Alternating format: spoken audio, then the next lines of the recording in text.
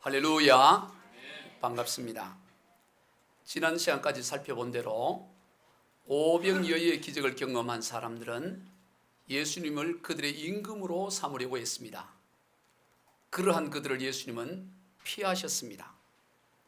그런데도 그 사람들은 배를 타고 갈릴리 바다를 건너서까지 하면서 예수님을 찾아 나섰습니다. 그러한 그들에게 예수님께서는 썩을 양식을 위하여 일하지 말고 영생하도록 하는 양식을 위하여 하라, 그렇게 말씀하셨습니다. 그러면서 예수님 자신이 영생에 이르는 양식이라고 하셨습니다. 그래서 예수님을 먹으면 결코 줄이지 아니하고 다시는 목마르지 아니할 것이다, 그렇게 하셨습니다. 오늘 본문의 내용은 그러한 예수님의 말씀을 듣고 나타난 여러 사람들의 반응에 대한 기록입니다. 먼저 전면적으로 거부하는 사람들입니다. 오늘 보면 41절로 42절을 같이 읽습니다. 시작.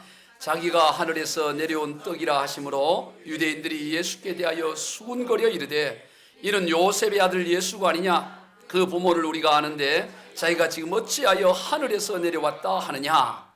즉 무슨 소리를 그렇게 하느냐? 우리가 그 부모들을 다 잘 아는데 무슨 하늘에서 내려온 떡이라고 그래? 내가 눈으로 똑똑히 그의 어미인 마리아가 10달 동안 배가 불러서 다니는 것을 보았는데 무슨 하늘에서는 무슨 하늘이야? 말도 안 되는 소리야 하면서 전면적으로 주님의 말씀을 거부하는 것입니다. 심지어 다투기까지 했다라고 오늘 본문 51절은 말씀합니다. 시작. 그러므로 유대인들이 서로 다투어 이르되 이 사람이 어찌 능히 자기 살을 우리에게 주어 먹게 하겠느냐? 도무지 있을 수 없는 말씀이라는 것입니다. 그러면 왜 그 사람들은 그렇게 반응을 했을까요? 자기 경험, 자기 수준 때문입니다. 그들의 눈에 예수님은 틀림없이 그들과 다를 바가 없는 사람이었습니다. 동일한 사람의 모습이었습니다. 외모나 말투나 어느 것 하나 다를 것이 없었습니다. 건너서 물어보면 집안 사정을 다 압니다. 그런 그가 어떻게 하늘에서 내려온 떡이라고 할 수 있느냐 하는 합리적인 의심입니다. 적어도 그런 하늘에서 내려온 생명의 양식이라 그러면 뭔가 좀 달라야지. 외모도 수려하고 집안도 대단하고 누가 보더라도 다 우러러 볼 만큼 그래야지. 다 빤히 아는데 무슨 하늘에서 내려온 양식이냐 하면서 거부하는 것입니다. 예수님은 그저 그들이 보기에는 그들과 별반 다르지 않았습니다. 아니, 보통 사람들보다 더 못한 모습이었습니다. 예수님에 대한 예언을 기록하고 있는 이사야 53장 2절은 이렇게 기록됩니다. 시작. 그는 주 앞에서 자라나기를 연한 순 같고 마른 땅에서 나온 뿌리 같아서 고운 모양도 없고 풍채도 없은즉 우리가 보기에 흠모할 만한 아름다운 것이 없도다. 그런 주 앞에서 자라기를 연한 순과 같다 그랬습니다. 연한 순이라는 것은 약하게 보이는 것입니다. 그저 바람이 불면 날아갈 듯 아주 허약해 보였다는 것입니다. 그리고 마른 땅에서 나온 뿌리와 같다고 했습니다. 마른 땅에서 나온 뿌리니까 얼마나 볼품이 없겠습니까? 뒤틀리고 보잘것없습니다. 어떤 풍채도 없고 모양도 없고 어느 것 하나 매력적이거나 흠모할 아무 것이 없었다고 말씀합니다. 그래서 고운 모양도 없고 풍채도 없은즉 우리가 보기에 흠모할 만한 아름다운 것이 없도다 그랬습니다. 외모에 있어서 사람들의 시선을 끌 만한 어떤 매력이나 아름다움도 없었던 것입니다. 무지하기에 딱 좋은 사람이에요. 아마 여러분도 2000년 전에 예수님을 만나게 되었다면 깜짝 놀랄 거예요. 영화나 그림에서 본 예수님의 모습과는 전혀 다른 아주 초라하고 약하고 볼품이 없는, 풍채도 없고 왜소하고, 저런 사람이 어떻게 메시아라고 할 수 있어? 다들 실망할 그런 모습이었을 것입니다. 그러나 실상 그러한 모습은 도리어 더 예수님을 믿어야 할 좋은 조건이 됩니다. 왜냐하면 구약 성경에 예수님의 모습이 그럴 것이라고 기록되어져 있기 때문인 것입니다. 지금 예수님을 받아들이지 않고 거부하는 사람들은 성경을 모르는 사람들이 아닙니다. 성경을 잘 아는 사람입니다. 특별히 예수님을 극렬하게 거부했던 사람은 성경에 능통한 성경학자들이었습니다. 그러니 이사야 53장 2절의 내용을 통해서 예수님이 어떤 모습으로 오실 것인지 잘 알고 있었을 것입니다. 그런데도 불구하고 막상 그런 예수님의 모습을 보고는 거부하는 것입니다. 왜 그렇습니까? 아니, 메시아라면, 자기들의 경험에 의하면, 자기들의 판단과 기준에 의하면 메시아라면 적어도 이러이러해야 될 것이라는 자기 기준이 있었기 때문입니다. 그래서 거부하는 것입니다. 거부할 이유가 없습니다. 그런데 자기 기준이 분명하니까 거부를 하는 것입니다. 성도 여러분, 오늘 이 시대의 우리의 삶도 마찬가지입니다. 사람마다 자기 경험을 바탕으로 한 자기 기준이 있습니다. 거기에 미치지 못하면 쉽게 거부를 해버립니다. 신앙생활의 출발은 그곳으로부터 꺾어짐이 일어나야 하는 것입니다. 그래서 예수님께서 마태복음 16장 24절에서 이렇게 말씀합니다. 시작. 누구든지 나를 따라오려거든 자기를 부인하고 자기 십자가를 지고 나를 따를 것이니라. 누구든지입니다. 예외가 없습니다. 누구든지 예수님을 따라 나서려면 먼저 자기 부정이 일어나야 합니다. 자기 경험, 자기 생각, 자기 판단을 내려놓아야 합니다. 그 모든 것을 십자가에 못 박아야 합니다. 그런데 이것이 실상 생각만큼 쉽지가 않습니다. 어쩌면 신앙생활에 있어서 제일 어려운 부분입니다. 그래서 많은 이들이 출발선에 늘 머물러 있습니다. 먼저 자기 부정이 있어야 출발해서 앞으로 나가는데 자기 부정이 일어나지 않으니까 늘 5년, 10년 그저 그 출발선에만 맴돌고 있는 것입니다. 그리고 어렵게 출발을 했다 하더라도 금방 또 되돌아 출발선에 머물러 있는 모습을 우리는 보게 되는 것입니다. 오늘 본문 60절로 61절은 어려움이 오자 돌아서 가는 사람들의 모습입니다. 우리 같이 읽습니다. 시작. 제자 중 여럿이 듣고 말하되 이 말씀은 어렵도다. 누가 들을 수 있느냐 한데 예수께서 스스로 제자들이 이 말씀에 대하여 수군거리는 줄 아시고 이르시되 이 말이 너에게 걸림이 되느냐. 걸림이 되는 것입니다. 하나님의 말씀을 받아들였는데 이런저런 어려움이 오게 되면 그것이 걸림이 되어서 넘어지는 것입니다. 평탄할 때는 잘 나갔는데 어려움이 생기자 걸림이 되어서 넘어져 버리는 거예요. 오늘 본문 66절입니다. 시작. 그때부터 그의 제자 중에서 많은 사람이 떠나가고 다시 그와 함께 다니지 아니하더라. 한두 사람이 떠난 것이 아니라 많은 사람이 떠나갔다고 말씀하고 있습니다. 심지어 12사도 가운데 하나 있던 가룟 유다도 예수님을 결국엔 떠나죠. 이는 마치 마태복음 13장에서 예수님께서 씨 뿌린 자의 비유를 통해 돌짝밭에 씨를 뿌리고 또 가시덤불에 씨를 뿌린 것과 같은 사람들에 대한 비유의 말씀입니다. 마태복음 13장 20절로 22절입니다. 시작. 돌밭에 뿌려졌다는 것은 말씀을 듣고 즉시 기쁨으로 받되 그 속에 뿌리가 없어 잠시 견디다가 말씀으로 말미암아 환난이나 박해가 일어날 때는 곧 넘어지는 자요. 가시떨기에 뿌려졌다는 것은 말씀을 들으나 세상의 염려와 재물의 유혹에 말씀이 막혀 결실하지 못하는 자요.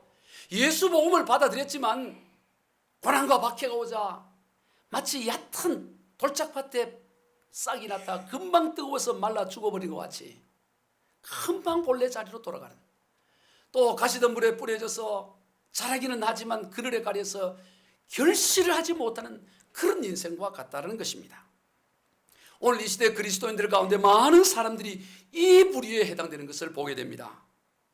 결과론적으로는 처음부터 전면적으로 거부한 사람들과 다를 바가 없습니다.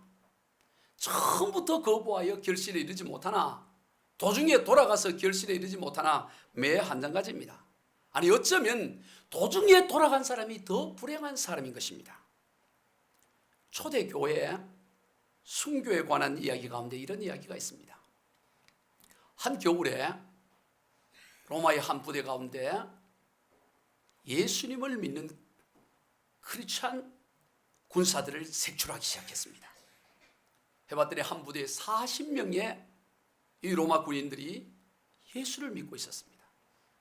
그래서 지휘관들이 그 예수를 믿는 그리스도인들에게 신앙을 부인하고 예수를 믿지 말라 그렇게 권면했습니다. 그래도 그들은 예수 믿기를 거부하지 않았습니다. 계속해서 예수를 믿기로 합니다. 화가 난 지휘관이 그 40명을 다 데리고 묶어서 얼음이 꽁꽁 얼어 있는 호수가로 데려갔습니다. 그래서 그 호수의 얼음을 다 구덩이를 파서 깨게 했습니다. 그리고는 그 40명의 젊은이들에게 옷을 다 벗기게 하고는 그 얼음 구덩이 속에 집어던진 것입니다. 그러니 얼마나 추웠겠어요. 한겨울에 점점 몸이 굳어집니다. 그 40명의 젊은이들은 찬송을 부리며 그 순교의 길을 걸어갑니다. 그때 한 로마의 병사 가운데 소리가 들려옵니다. 그는 예수를 믿는 사람이 아니었어요. 그 동료들이 죽어가는 그 모습을 보면서 귀에 천사의 노랫소리가 들립니다. 좋은 군사 40명, 순교자 40명, 그리고 40개의 면류관이로다. 이런 천사의 소리가 그에게 들리는 거예요. 이상하다 이렇게 생각하는 거예요. 그런데 얼마 있다가 그 천사의 노랫소리가 다르게 들렸어요. 그리스도의 좋은 군사 39명, 순교자 39명, 그리고 39개의 면류관이로다. 그런 소리로 바뀌어진 것입니다. 그래서 이상하다 해서 둘러봤더니 그 얼음 구덩이에 있던 한 젊은 그리스도인이 너무 추워서 거기에서 올라와서 그 호숫가 옆에는 모닥불을 피워놓고 따뜻한 목욕탕 물을 데워놨습니다. 그리로 걸어가는 것이 보여졌습니다. 그러면서 눈에 영안이 열리는데 하늘에서 천사들이 40개의 면류관을 가지고 내려오는데 한 천사가 그냥 슬픈 표정을 하면서 다시 면류관 난을 가지고 하늘나라로 돌아가는 것입니다. 그것을 보고 들은 이 로마의 한 병사는 자기 옷을 벗고는 그 얼음 구덩이를 향해 걸어가는 것입니다. 걸어오는 그에게 자기 옷을 주고는 자기가 그 얼음 구덩이에 풍덩 뛰어드는 것입니다. 그러자 다시 소리가 들리는 거예요. 그리스도의 좋은 군사 40명, 순교자 40명, 그리고 40개의 멸관이로다. 그 하늘의 천사의 소리가 들리면서 다른 39명의 그리스도 그 병사들과 함께 바로 얼음에서 동사되어 순교의 길을 걸어갔다는 이야기가 있습니다. 여러분, 신앙의 길은 되돌아서면 안 돼요. 그 추워서 순교의 현장에서 너무너무 견딜 수 없어서 나온 그 한 사람, 그 사람의 인생은 어떻게 되었을까요? 그리고 그가 머물렀던 그 시간은 무슨 의미가 있을까요? 그저 얼음 구덩이에 추워서 떨고 죽을 뻔했다는 그거밖에는 의미가 없는 것입니다. 아니, 오히려 더 불행한 인생인 것을 보게 되는 것입니다. 인류 역사상 가장 불행한 사람 순위를 정한다면 1순위가 누구라고 여러분은 생각합니까? 수십억, 수백억, 수천억의 인류가 이 땅을 살다가 갔는데 그들 가운데 가장 불행한 사람 한 사람을 뽑으라면 여러분 누구를 선정하겠습니까? 저는 가룟 유다가 아닐까 그렇게 생각해 봅니다. 가룟 유다는 예수님의 12제자로 불림을 받았습니다. 아니, 예수님의 12제자가 된다는 것이 얼마나 놀라운 영광이고 또 영광이겠습니까? 그런데 그가 마지막에 되돌아서 버립니다. 그랬을 때 그의 인생은 가장 치욕적인 이름으로 남게 되는 것입니다. 예수님께서는 그런 가룟 유다를 통해 차라리 태어나지 아니했으면 좋을 뻔했다라고 말씀을 하였습니다. 여러분, 예수님을 믿다가 돌아서는 인생은 차라리 태어나지 않으면 좋을 뻔한 인생이 되는 것입니다. 아예 처음부터 믿지 않으면 모를까? 아예 처음부터 몰라서 믿지 않았으면 모를까? 믿음 생활하다가 좀 진행하다가 어려움 때문에 세상의 염려와 유혹 때문에 되돌아서는 인생은 우리 주님께서 평가하시기를 그런 차라리 태어나지 아니하면 좋을 뻔한 인생이라고 그렇게 말씀하는 것입니다. 히브리서 10장 38절로 39절입니다. 시작.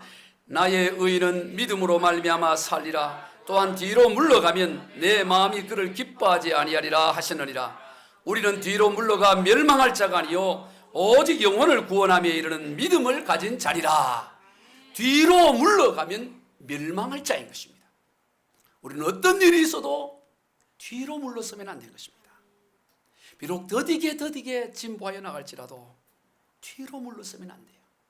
그런데 오늘 본문에서 많은 사람이 뒤로 물렀습니다. 참으로 안타깝지 않을 수 없습니다. 오늘 본문 6장 66절을 다시 한번 읽습니다. 시작. 그때부터 그의 제자 중에 많은 사람이 떠나가고 다시 그와 함께 다니지 아니하더라. 여러분, 세상에 이런 안타까운 일이 어디에 있습니까? 다시는 예수님과 함께 다니지 않고 떠나버렸습니다. 그러나 반면 그러한 어려운 가운데도 묵묵히 전진하며 나가는 사람들이 있습니다. 오늘 본문 67절로 68절입니다. 시작. 예수께서 12 제자에게 이르시되 너희도 가려느냐? 시몬 베드로가 대답하여 주여, 영생의 말씀이 주께 있사오니 우리가 누구에게로 가오리까? 갈 데가 없습니다. 다른 선택이 없다는 것입니다. 오직 한 길, 외길입니다. 여러분, 신앙의 길은 여러 길 가운데 한 길로 가는 것이 아닙니다. 오직 한 길, 좁고 좁은 외길 한 길밖에는 없는 것입니다. 선택의 여지가 없습니다. 지난주 중에 저는 2박 3일간의 일정으로 국내 성지 순례를 다녀왔습니다. 주로 1950년 6.25 전쟁 당시에 일어난 순교 현장이었습니다. 여러 곳을 둘러봤는데 그 가운데도 전라남도 영광군에 있는 영광군 염산면이라는 그곳에 있는 염산교회를 다녀왔는데 그 교회에 대한 쭉 설명을 그 담임 목사님으로부터 들으면서 단순한 감동을 넘어 충격으로 다가왔어요. 그 염산교회는 1950년 10월 3일부터 이듬해인 1951년 1월 6일까지 3개월간에 걸쳐서 전체 교인의 3분의 2에 해당되는 77명이 순교를 당했습니다. 한 번에 어쩔 수 없이 다 죽임을 당한 게 아니에요. 3개월에 걸쳐서 77명이 순교를 당했다는 말은 도망갈 시간이 있었다는 거예요. 그런데 그들은 도망가지 않고 교회를 지키며, 심지어 교회가 공산군에 의해서 불타버리는데도 불구하고 집에 모여 기도하며 생명을 걸고 믿음을 지켰습니다. 당시 담임 목사님이 김방호 목사님이었는데 이제 순교가 막 일어나고 하니까 이제 담임 목사님도 죽는 것은 이제 정한 수준이죠. 그래서 염산교회 한 장로님이 목선을 준비해 놓고 목사님, 어서 몸을 좀 피하십시오. 그렇게 몸을 피할 것을 권했지만 김방호 목사님은 내가 양떼를 버리고 어디로 갈 데가 있느냐? 갈 데가 없다는 거예요. 양떼가 여기에 머물러 있는데 내가 갈 데가 어디 있느냐 하면서 그 자리를 지켰습니다. 그리고 결국 1950년 10월 26일 날 사모님과 자녀 5 그리고 손녀 총 8명이 장작패는 거기에 다 맞아서 순교를 당했는 것을 보게 됩니다. 8 식구가 한날 순교를 그 사택 마당에서 다 죽었어요. 또 노병재 집사님이라는 분도 자기 부인과 늙은 모친과 그리고 자녀 6명 모두 9명이 다 같은 날 순교를 당했어요. 이 노병재 집사님은 어떻게 죽였냐 보니까 전부 새끼줄로 묶어가지고 목에는 요만한 돌멩이를 다 목에 걸어가지고 바닷가로 가서 밀어가지고 수장시켜 죽었어요. 그때 노병재 집사님은 죽어가면서 머리를 위로 올렸다 가라앉다 하면서 부른 찬양이 내 주를 가까이 하게 하면 십자가 짐 같은 고생이나 내 일생 소원은 늘 찬송하면서 죽게 더 나가기 원합니다. 천성에 가는 길을 험하여도 생명길 되나니 은혜로다. 천사 날 부르니 늘 찬송하면서 죽게 더 나가기 원합니다. 찬송하면서 9 식구가 다 한날 죽임을 당한 거예요. 그리고 당시 염산교회의 김만호 장로님의 어린 4딸도 순교를 당하는데요. 당시 큰딸이었던 김옥자는 15살이고 둘째인 금자는 11살, 그리고 셋째인 신자는 9살, 막내인 미자는 3살이었다고 합니다. 그때 15살인 큰언니 옥자가 막내 미자를 등에 업고 이 네 자매가 묶여서 바닷가로 끌려가는 거예요. 그 얘들이 얼마나 무섭겠어요. 그랬더니 옥자가 하는 말이 울지 마라. 우리는 지금 천국을 가고 있다. 천국 가니까 울지 마라. 천국 가니까 울지 마라. 그러면서 다독거리면서 가서 다 죽임을 당하는 거예요. 마지막 그 죽음의 현장 앞에서 그들이 어린 아이들이 기도를 해요. 하나님, 우리를 천국 보내주시니 감사합니다. 저 아저씨들을 용서해 주세요. 그런 기도하는 모습, 어린 아이들의 모습을 보고 공산군과 좌익들이 두려워 떨 만큼 충격을 받아요. 그래서 한 공산군이 대검으로 그 옥자의 목을 치고 미자의 목을 쳐서 바다에 빠뜨려요. 나중에 물이 빠지고 보니까 그 옥자의 목도 없고 그 옥자 등에 세 살난 미자의 목도 없이 등이 엎인 채 물이 빠지니까 발견되었다는 거예요. 여러분, 신앙생활은 오직 외길이에요. 그래서 그 교회 마당에 돌로 기념비를 세워놨는데 그 글귀가 우리는 천국 간다. 그 글귀였어요. 따라해 봅시다. 우리는 천국 간다. 15살 난 옥자도 그런 신앙으로 가는데 오늘 우리가 왜 이런저런 인생길을 방황하며 또 무슨 다른 길이 있는 줄로 알고 찾아다니는 것입니까? 신앙의 길은 외길입니다. 곱고 좁은 외길 그 한 길밖에 없습니다. 달리 좋은 길이 없는 것입니다. 베드로 사도가 오늘 본문에서 고백한 것처럼 주여 영생의 말씀이 주께 있사오니 우리가 누구에게로 가오리까? 갈 데가 없다는 것입니다. 영생의 말씀을 경험했는데 어디 갈 데가 있겠습니까? 어디를 간들 만족이 있겠습니까? 없습니다. 룻기서에 보면 이방의 모압 여인이었던 룻이 시어머니 나오미를 따라가는 그런 글이 나옵니다. 이방 여인이었던 룻은 시어머니 나오미를 통해 여호와 하나님을 믿게 됩니다. 그런데 남편이 어느 날 갑자기 세상을 떠나요. 그래서 나오미가 며느리인 룻에게 너 친정집으로 돌아가라. 그리고 새 출발해라. 그렇게 권했습니다. 그때는 룻은 아닙니다, 어머니. 나는 어머니를 떠나지 않겠습니다. 어머니께서 가신 곳에 나도 가고 어머니께서 죽으시는 곳에 나도 죽겠습니다. 어머니의 하나님이 나의 하나님입니다. 죽음 외에는 어머니와 저가 헤어질 수가 없습니다 하며 끝까지 따라요. 나오미는 여러 번 구원했지만 그는 끝까지 나오미를 따라가는 것입니다. 왜 시어머니 나오미를 룻은 따라갔을까요? 바로 나오미가 믿는 여호와 하나님의 신앙을 발견하게 되고 하나님을 알았기 때문인 것입니다. 영생의 말씀을 경험했기 때문인 것입니다. 그래서 천만금을 준다고 해도 우상이 가득한 모압의 그 땅으로 친정으로 돌아갈 수가 없는 것입니다. 여호와 하나님의 신앙의 집으로 가야 되는 거예요. 달리 선택이 없는 거예요. 그래서 끝까지 따라갔고 결국 룻은 다윗의 증조 할머니가 되고 예수 그리스도의 계보에 오르는 인물이 되는 것을 보게 되는 것입니다. 그래서 룻기 1장 14절에 보면 룻은 그를 붙쫓았더라라고 기록되어 있습니다. 참 어려운 표현이죠. 붙쫓았다. 붙쫓았다는 뜻이 뭘까요? 붙어 쫓아는 거예요. 그냥 딱 달라붙어서 따라가는 것입니다. 사랑하는 성도 여러분, 오늘 우리의 인생 가운데 이런저런 어려움과 위기와 문제가 생겨날 수 있습니다. 그럴 때 여러분 더욱 붙쫓아야 되는 것입니다. 갈등할 필요조차도 없는 것입니다. 더 이상 길이 없기 때문인 것입니다. 되돌아갈 수가 없습니다.